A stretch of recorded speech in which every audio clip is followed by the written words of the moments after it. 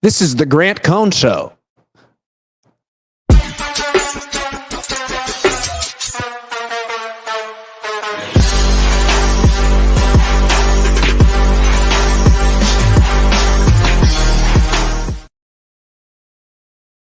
Hey, what's up? Welcome to the Grant Cohn Show. I'm Grant Cohn. That was a really good cold open. I'm here in the Sharp Lounge at Levi's Stadium in a different spot. We're going to talk about where Brandon Aiyuk is. We're going to talk about if Jacob Cowing is making him expendable. But first, I want to talk about where I am because it's about me.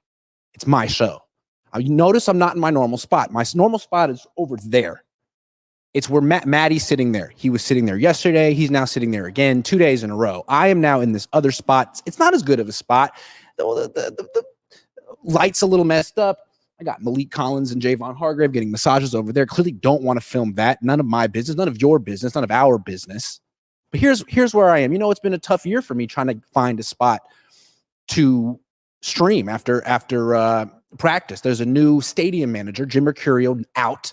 Someone else in, and now all of a sudden they're cracking down. And so as you saw about a few weeks ago, I was streaming from an undisclosed location in the stadium, and I someone from the PR staff approached during the stream and was very upset and said, "Why'd you do this? Why did you do this?"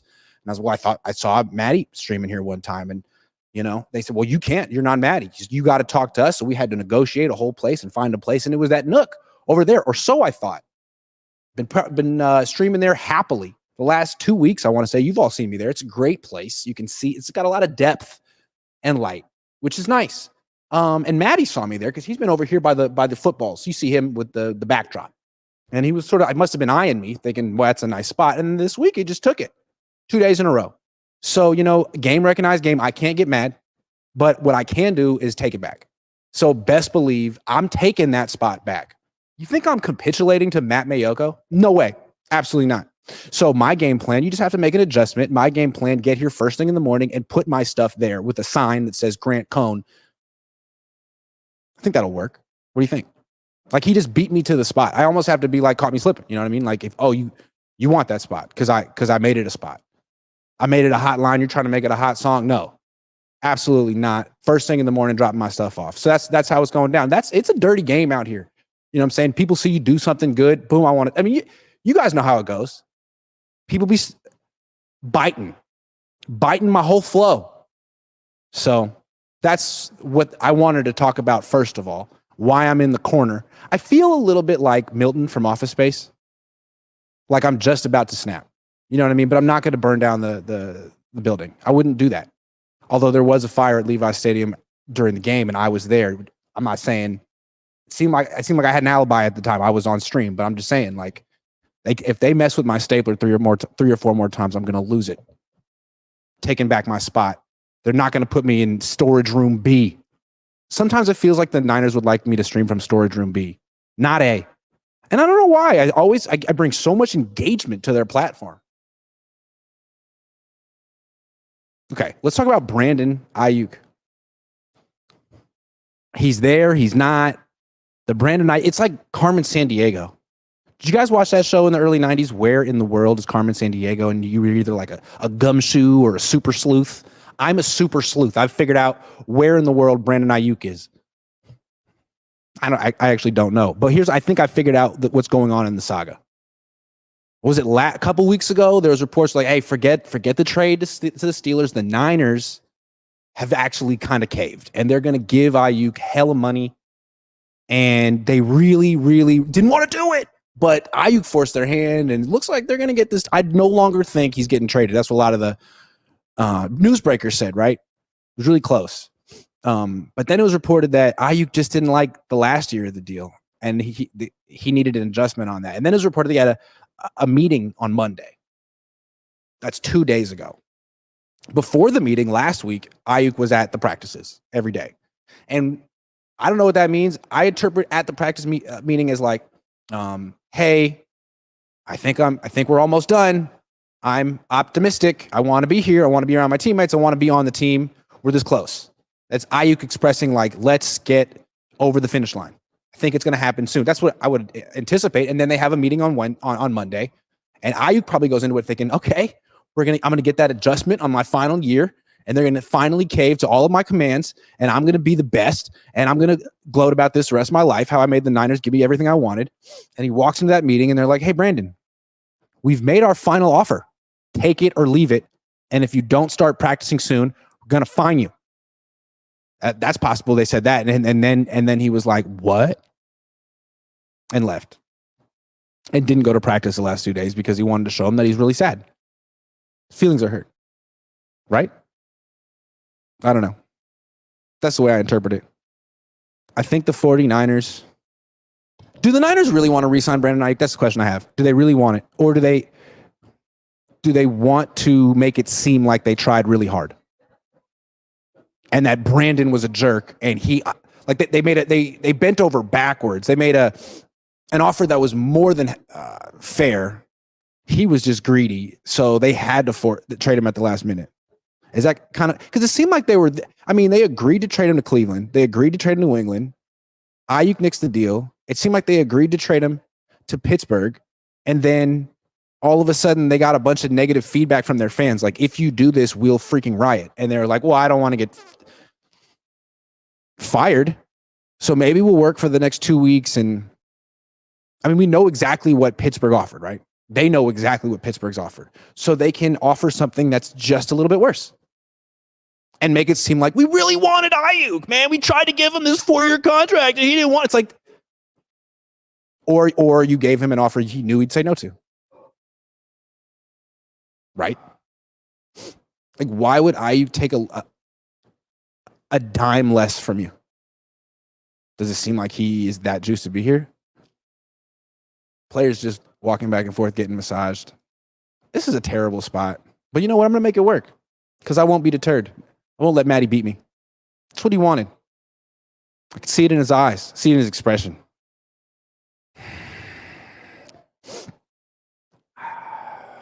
Brandon Aiyuk. I don't think he's going to sign this extension. I guess, that both sides think the other side's bluffing, and it's going to come down to the night before the season opener.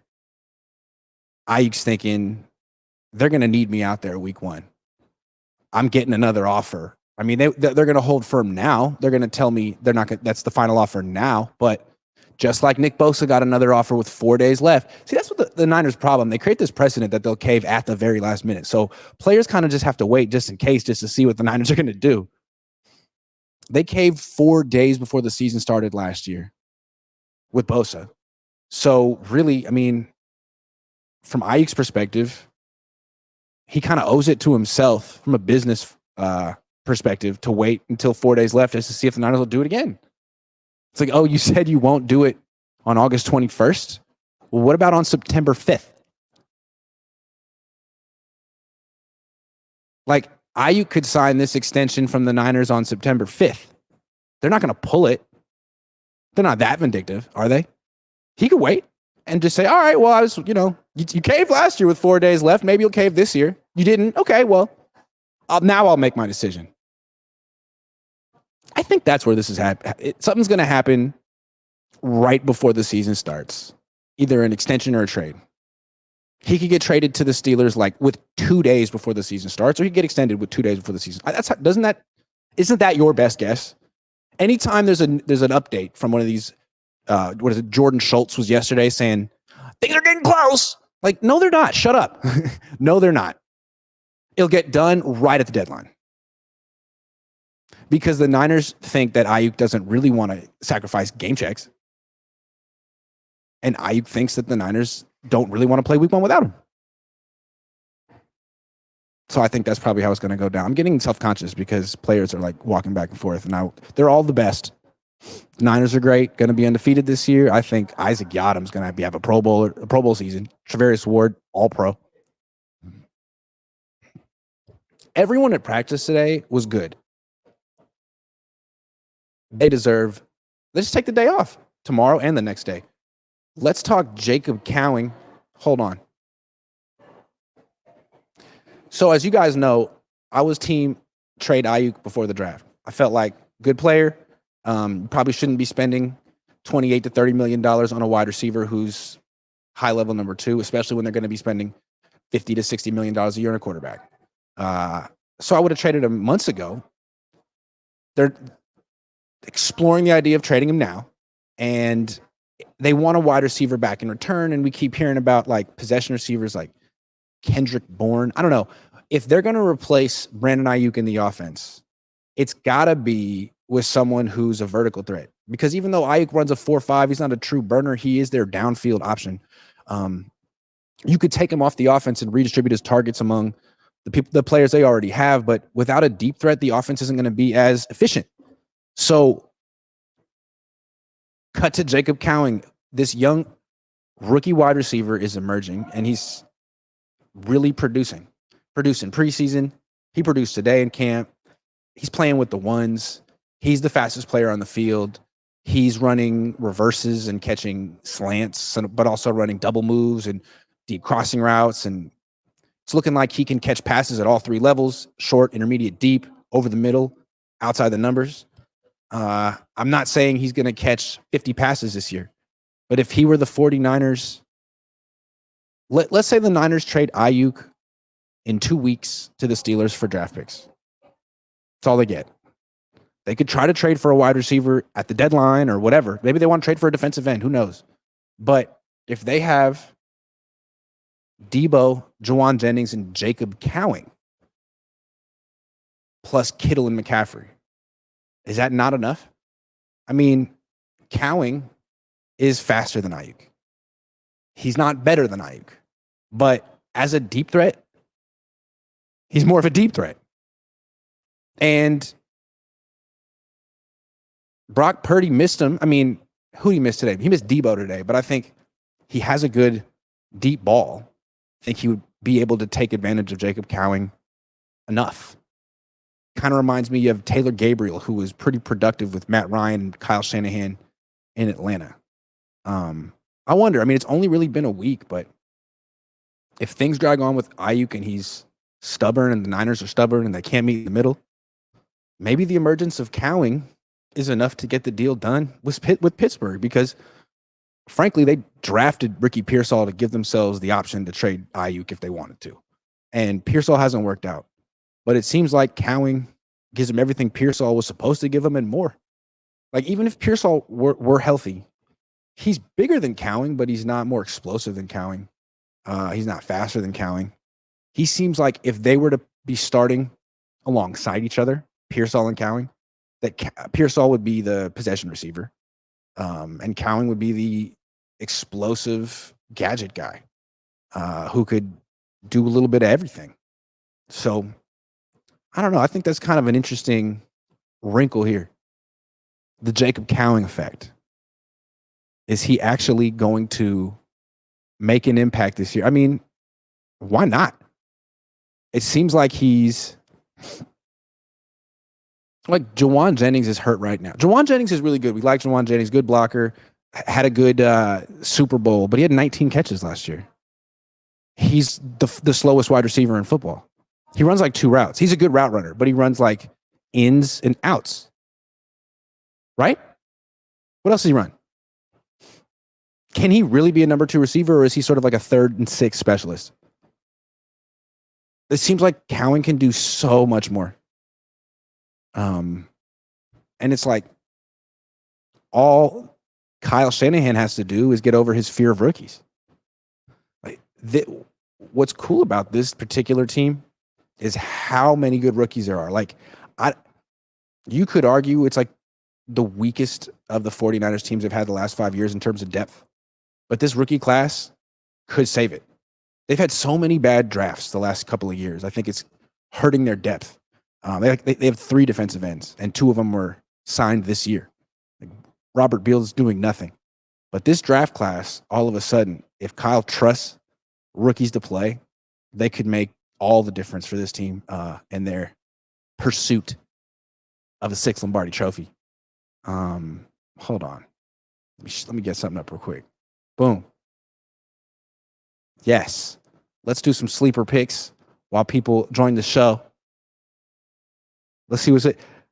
This guy, we got a free, a pick on sale. Who's this guy? I don't know, but I'm taking it because it's a pick on sale. Now let's do football.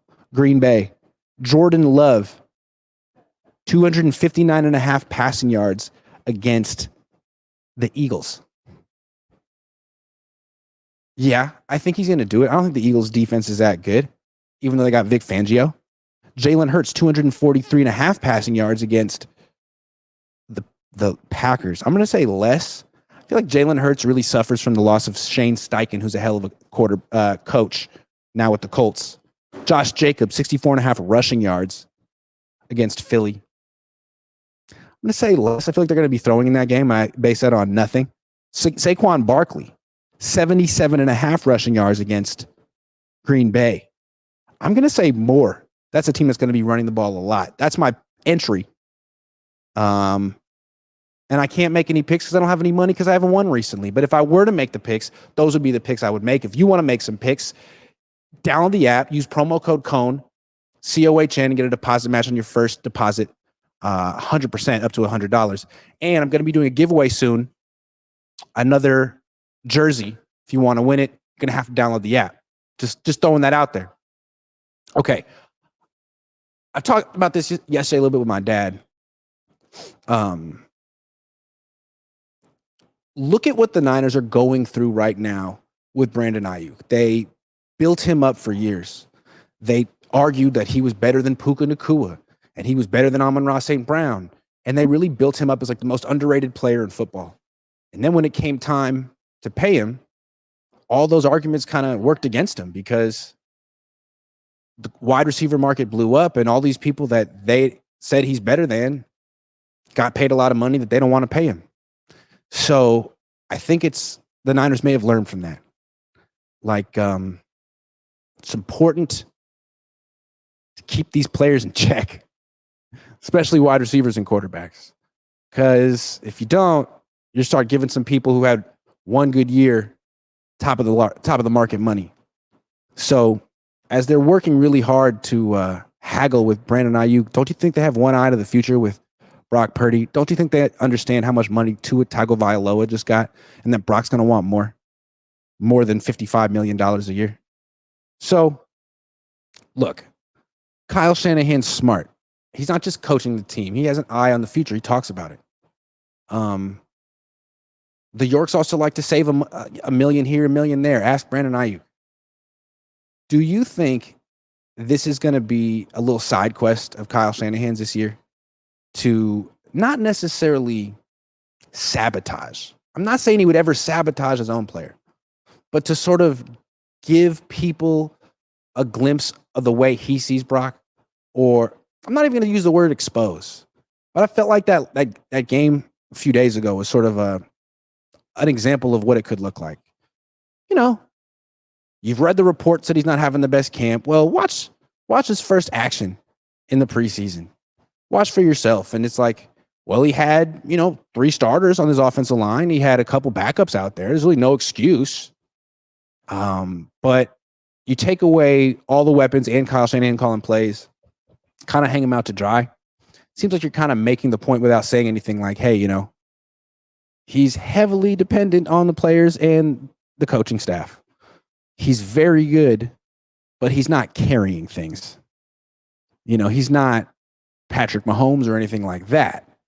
He's a very good quarterback who needs the structure of the team. And that's still a guy who's worth $45 million a year. But is it a guy who's worth $60 million a year? I don't know. Something to watch this year. The way Kyle Shanahan treats Brock, the way Kyle Shanahan talks about him. Because I think it's in the organization's interest to save $5, $10, $15 million a year with Brock. And how do you do that? I don't know how you do that. That's not what I do. It's not my expertise. But it's something to watch for. It's something that popped in my head when Saturday night happened. So irregular. And it's something that like 99% of coaches wouldn't do because they're afraid of losing their job and being held responsible for a quarterback getting injured. Kyle's not afraid of losing his job, so he can do whatever he wants. So that's great. But from like not drafting an offensive tackle to not getting Trent Williams back into camp as soon as possible, I mean, Kyle's just very reckless with his quarterbacks. We've seen it a lot. He was reckless with RG3. He was reckless with Trey Lance. He was reckless with Brock. He was reckless with Jimmy. But remember in the NFC Championship game where he asked that third string tight end who was inactive the week before to block Hassan Reddick on like a really slow developing play action pass? That was reckless. Kyle Shanahan doesn't seem like the kind of guy who stays up late at night trying to worrying about how he can protect his quarterback.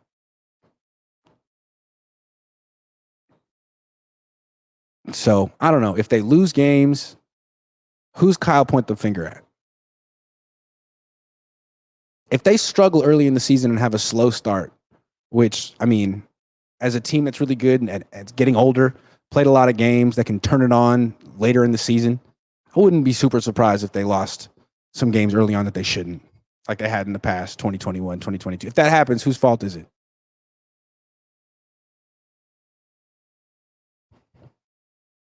So I don't know. Curious where Kyle's coming from on this, but at the same time, like sometimes I question his motives, but like I agree with him. I wouldn't give Brock Purdy $60 million a year if that's how he feels. I agree with him. I would feel like the contract that the Falcons just gave Kirk Cousins, 4 years, $45 million a year. I think that's fair for Brock. I think that's the very good quarterback contract. And, you know, the franchise quarterback contracts are more like $55 million a year. Joe Burrow, Trevor Lawrence, Jordan Love, Jared Goff, Tua. And Purdy can argue that he's in their class, but he's not. I mean, he is, but those contracts are insane. The Kirk Cousins contract is reasonable. So if Purdy wants an insane contract, trade him. How about that? Tanner Mordecai's better anyway. How about that? Just kidding. Or am I? I am. I think. Tanner Mordecai made a nice play today. Okay, let's talk about Brock. I'm beginning to wonder about Brock's. Is Brock a little too comfortable? You know, he's had quite a couple of years. He comes in, what was he, fourth string? He had to beat out Nate Sudfeld. Like, all he had to do was say yes, sir, no, sir, and execute. Then he takes over the job, does a great job, comes in next year, and he still has to rehab an elbow injury, and he has to hold off Trey Lance and Sam Darnold. Darnold in particular was a big favorite of the coaching staff. So he still had to keep his head down and please the coach. Sort of do what he's told. Now, year 3, he's coming off a Super Bowl appearance and an MVP caliber season. And Darnold's gone. And the backup quarterbacks are so not a threat. It's not like Purdy's ever going to get benched for Josh Dobbs or Brandon Allen. And it's not like if Purdy were to get hurt and miss a month, he'd get his job, he'd get Wally pipped. He'd get his job taken by those two guys. So what we've seen from him is him like trying stuff a lot this offseason. Oh, yeah, I threw another pick today, but I was just trying stuff. It's like, yeah, but are you trying things, or are you sort of developing bad habits and being reckless because there's no one to really push you? There's no one that makes you look over your shoulder anymore. The way that Trey did initially, Jimmy did initially, Darnold did initially. I wonder, something to watch. Like, is this guy going to play hero ball this year and try to make big highlight plays so he can argue that he's truly worth all this money? You could argue that he's been doing that already. And if he does, you know that's going to annoy the hell out of Kyle and me and you. So I don't know. Is Brock making bad decisions? I feel like he's making worse decisions than he did in the past. The type of decisions where he's like, I need to prove that I'm special. I need to prove that I'm elite. If you were to ask Kyle Shanahan on the record in a press conference, Kyle, do you consider Brock Purdy elite? What do you think Kyle would say? How do you think he would answer that question on the spot? I bet you wouldn't say yes. I bet you he'd find a way to not answer the question. Because he's not elite. That's the right answer. He's just not. Okay, last thing. It's really hard to overstate how good this rookie class seems. Let's go through it player by player. Ricky Pearsall hurt. Not writing him off yet, though, because there's been some other injured rookies who've come back and been really good. So Ricky Pearsall, too soon to tell. Renardo Green, looking like he's taken that number 3 cornerback job. It was Isaac Yadams early on, but now it looks like Green is handling it. And if it's close between a young guy and a vet, to me, you go with the young guy. Because that guy's going to have that job eventually, and you want him getting as much experience as possible early in the season. So what I thought was interesting is I thought they would put him in the slot if he was the number 3 corner and keep Lenore outside. But today, in the nickel defense, Lenore in the slot, Green on the outside, with Ward on the other side.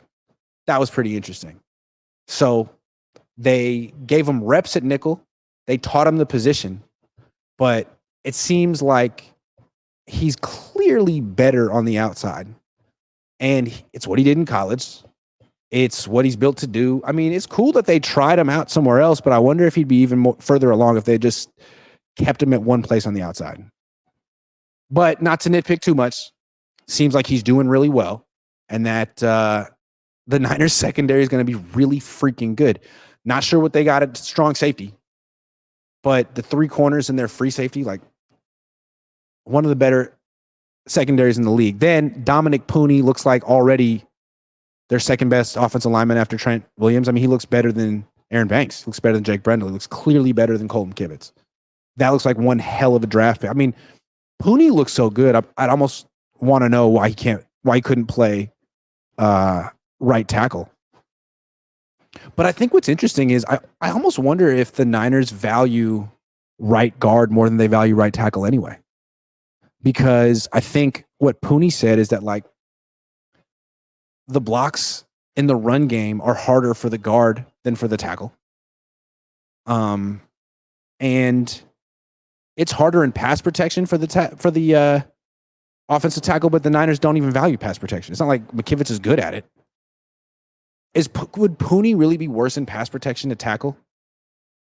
But I feel like if you're going to value run blocking so much more than you value pass blocking, maybe you want the better guy guard. I don't know. Anyway, he's really good. Then after him, Malik Mustafa plays fast, hits hard. Not sure if he's ready to play yet. He might be a guy who could get picked on by really good quarterbacks, or I don't know if he would overrun plays or miss tackles, but he seems promising for the future at least, and maybe he'll play early on in the season. Then you got Isaac Guerrero, who did nothing all offseason, got hurt. First day of training camp, now practiced the last 2 days. Really eager to see him against the Raiders because he looked really fast the last 2 days and explosive. Now, maybe the Niners defense was gassed and there were a bunch of holes. I don't know. But it looked like Guerrero was finding them. It looked like his vision's improved, and man, he's really freaking fast for a guy who's 225 pounds. So he's intriguing. And then after him, Jacob Cowing might be like the best one right now. I mean, right now it's looking like between maybe Purdy 1, Cowing 2, Green 3. I mean, all of a sudden, every quarterback's throwing to Cowing. He's playing with the ones, the twos. He's playing inside, outside. He's catching slants and digs and out and ups and deep crossers and running reverses and catching screens. I mean, he's doing a little bit of everything. Looks like his speed translates, and it looks like he's tough. So it looks like a guy who could contribute right away and make the Niners offense a lot faster. Jarrett Kingston looks like, I mean, I wonder if Aaron Banks misses week 1, would they be better off with Kingston at left guard as opposed to Nick Zakelj? Because Zakelj looks like I don't know if he's over there. He looks like a liability. I'm sorry. It's not a personal attack. And then Tatum Bethune looks like a linebacker who has a future. The Niners develop linebackers slowly. They don't develop quarterbacks slowly. They develop linebackers slowly. So I wouldn't expect Bethune to leapfrog Jalen Graham or D. Winters, who have both been invited to podium. That's when you know the Niners think something of a player. Jalen Graham was invited today. D. Winters a couple weeks ago. Tatum Bethune, not yet. Let's see. Are the Niners rookies? Which ones have been invited to the podium? Purdy. That's it. Pearsall hasn't been around. Green, not yet. Mustafa, not yet. Garendo, not yet. Cowing, not yet. Yeah, Purdy. That's how you know Poone's the one. A legit starter, good player, got conference privileges yesterday.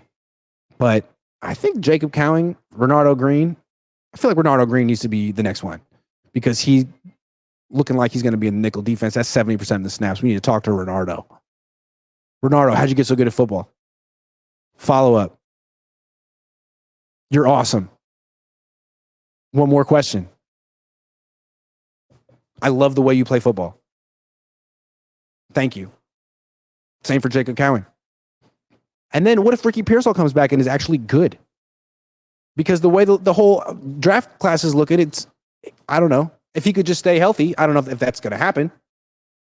But when he did play that 1 week or two, he looked good-ish. Like, he looked bad. He made some catches. I don't know. But I feel like this draft class is going to rejuvenate the 49ers window. Because, I mean, is Aiyuk going to be on this team after this year? Is Debo going to be on this team after this year? Like, eventually they got to stop. If you're going to pay Brock all this money, you can't have the highest paid fullback and the highest paid running back and the highest paid tight end and two of the highest paid wide receivers. You kind of have to actually spend on an offensive line to protect your quarterback and draft weapons and play young guys and trust that the coach and the quarterback can get them up to speed. And it seems like they got guys like that right now. Cowing looks completely NFL ready. And I say this as a person who's never been a scout, but quality control for myself, pro bono for the team. Cowing looks good. Yeah. And then the undrafted guys. Cody Schrader hasn't done much in preseason yet, but that's not the biggest indicator. It's not like he's gotten a ton of rushing lanes. He's been good in practice. They like him. He's got a future here. He'll probably be in the practice squad at first, but I bet you he gets called up eventually. And then Tanner Mordecai, who frankly looked about as good as Brock Purdy did in his first preseason game 2 years ago.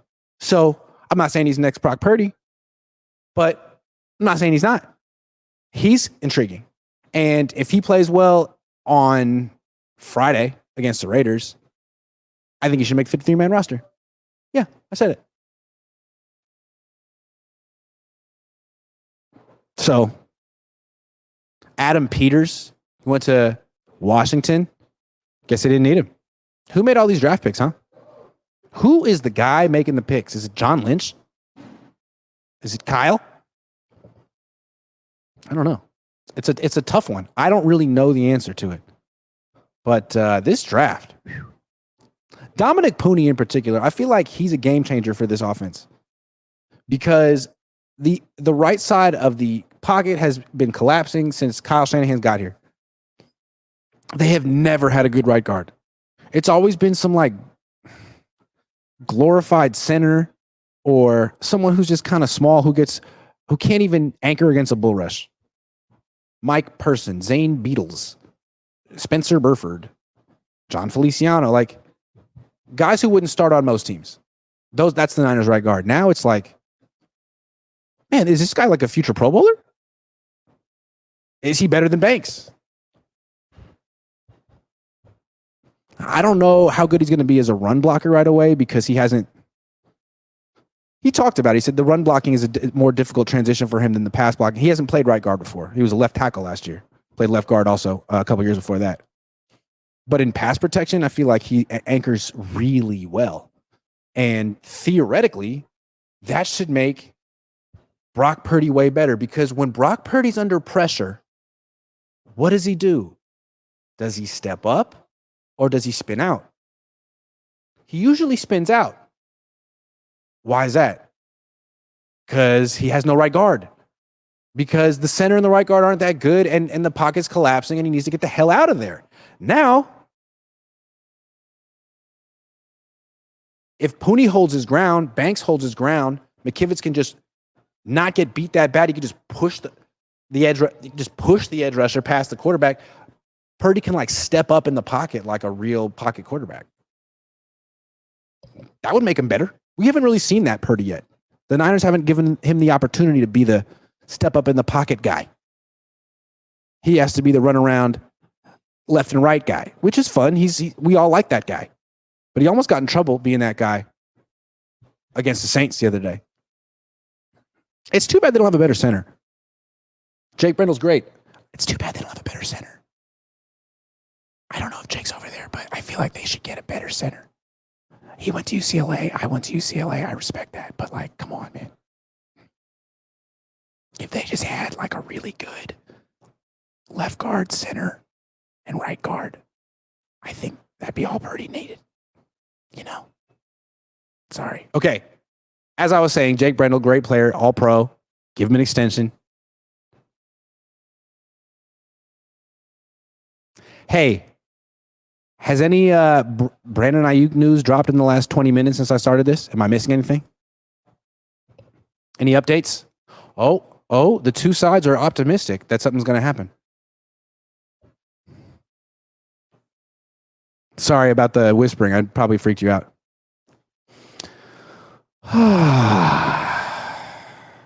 Well, look, guys, you know, I think that's it for today. We got a game on Friday, so no practice tomorrow.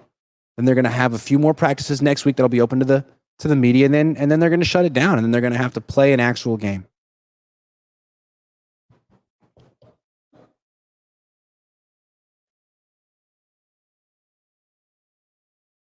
What do you think's going to happen first? A resolution with Trent or a resolution with Brandon?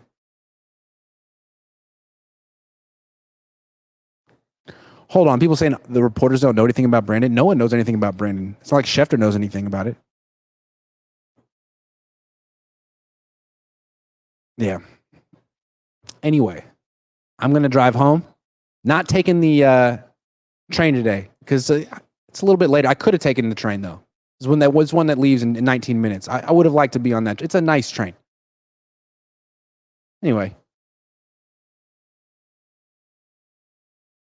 Anyway, thanks for watching. Sorry I can't tell you where Brandon Aiyuk is, but I'm going to keep looking because I'm a super sleuth. And I used to watch Carmen Sandiego.